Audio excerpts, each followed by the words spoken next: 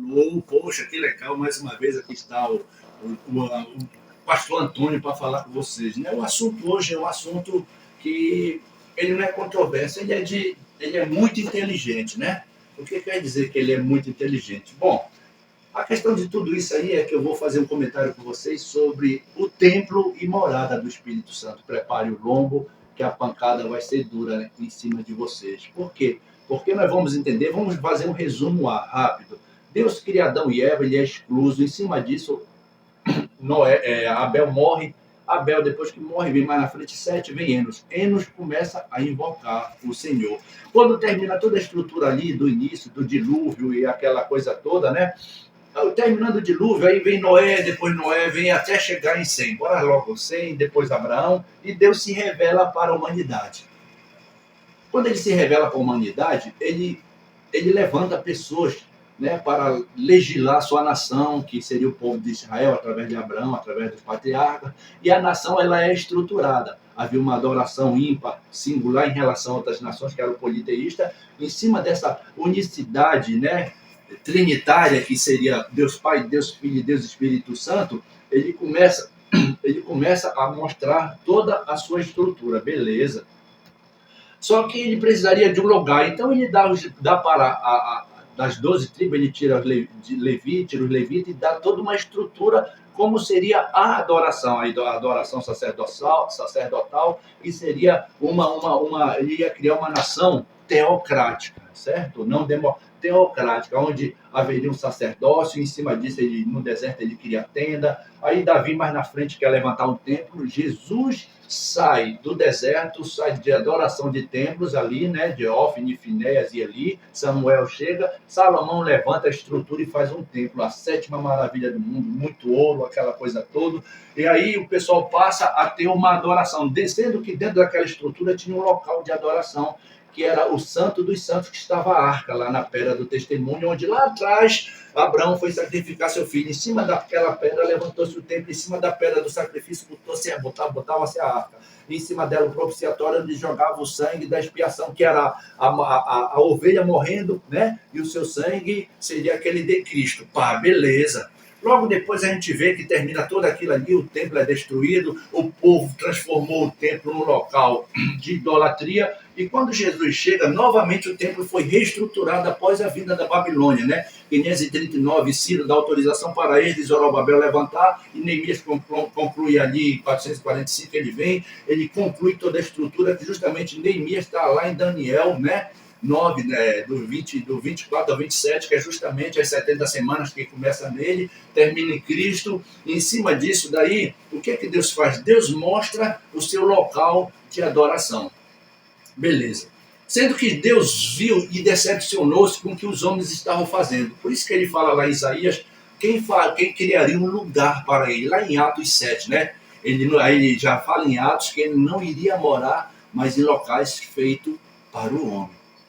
1 Coríntios 3, ele fala, né, que o seu lugar de morada é o nosso corpo. É aí que está o problema hoje da nossa igreja.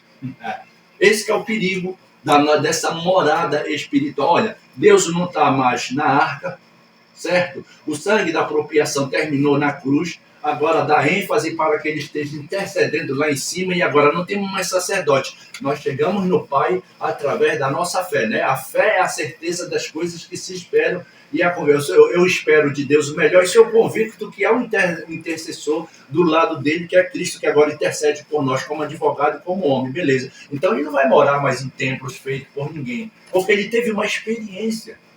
E as pessoas, elas são muito suscetíveis a se agarrar naquilo que ela pode pegar. E justamente a fé é aquilo que se espera. A fé, ela é intangível. Só quando acontece que foi a fé minha praticada que aquilo ocorreu, mas ela é constante, de fé em fé. E aí nós vamos falar sobre um templo e morada. O templo e morada hoje, do nosso que nós entendemos lá para 1 Coríntios, quando ele mandou dizer lá que somos nós aqui. Quando nós aceitamos Jesus, nós recebemos um selo, né, o selo do Espírito Santo. Em cima disso, ele manda dizer, né, lá em Mateus 6:21, onde estiver seu tesouro, aí o teu coração, que agora é do mundo, agora é de Deus, não é isso? São os olhos, 6:22, os teus olhos não podem ser mais trevas, tem que ser luz. Agora você tem o seu coração para Deus, os seus olhos para Deus. Tiago 1,19, todo mundo esteja pronto para ouvir tarde. Então aí você tem que preparar o seu ouvido, os seus olhos, você tem que preparar a sua boca e você tem que preparar o seu coração. E Romanos diz que, né, toda a nossa estrutura pertence a Deus, certo? Aí o que acontece? Deus, quando ele vem morar em ti, ele tem uma, por exemplo, isso aqui tu era o mundo, agora tu é dele. Então, não pode ser mais.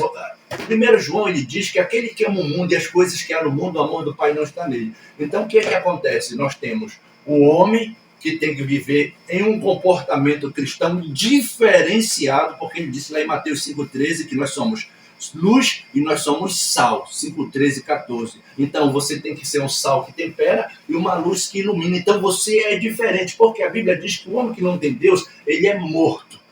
Ele está sujeito a ir diretamente para o dano da segunda morte. Nós, como cristãos, nós estamos lutando para sair do dano da segunda morte e estar só na primeira morte, que seria a morte física. Aí o que acontece? Você foi chamado para Cristo, você tem que mudar o seu falar, o seu agir, o seu pensar, o seu ouvir, o seu enxergar. Você não pertence mais ao mundo, agora você pertence a Deus. Então, ele vai legislar. Então, o homem tem que ter um comportamento onde Deus está morando nele, dentro dele. Aí você vai dizer, não, mas eu posso, só tem um comportamento diante do altar de Deus. Por incrível que pareça, as pessoas vão dizer, não, mas isso é careta. Primeiro, isso é caretagem. Não. Deus mora num templo, ele não gosta de templo descoberto. Quando o templo está descoberto, cai sol para dentro e cai chuva.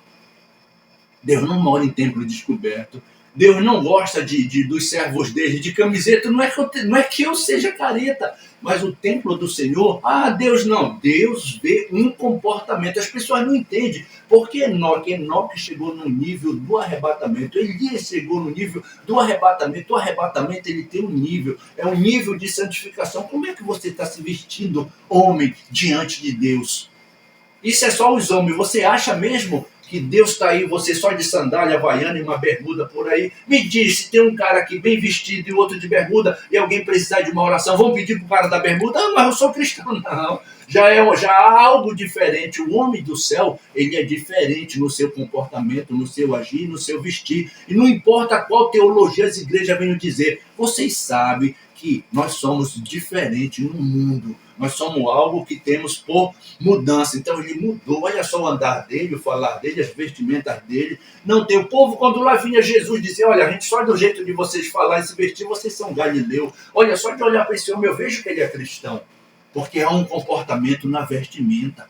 E o diabo reconhece isso. E sabe que comportamento, onde o Espírito Santo mora, há credibilidade para tudo. Tome cuidado, homens, como vocês estão se vestindo. E as mulheres de hoje que apertaram a roupa, ajeitaram aqui, deram um contorno atrás, com as bundas grandes. Antigamente, até 30, 40 anos atrás, a calça da mulher, a calcinha da mulher era uma calça grande, que a comportava toda a nádega. Agora a calcinha é bem fininha, lá embaixo entrando para não sei para onde. E agora é o templo e morada do Espírito Santo. E o templo e morada do Espírito Santo não difere. Os dois são um só corpo e só uma carne. O Espírito Santo está habitando tanto nome que tem que respeitar a sua conduta. Calça apertada, tome cuidado. Já imaginou um pastor calça apertada mostrando na frente aquela trouxa? Para com isso. Serve de quê? Serve para que você possa despertar nas mulheres sexualidade. O templo do Espírito Santo não foi feito para despertar sexualidade de ninguém, nem prostituição. E as mulheres estão com seus contornos. Hoje temos as mulheres que estão nos altares aí, com as suas nádegas grandes, cheias de silicone. Vocês acham que Deus não conhece vocês?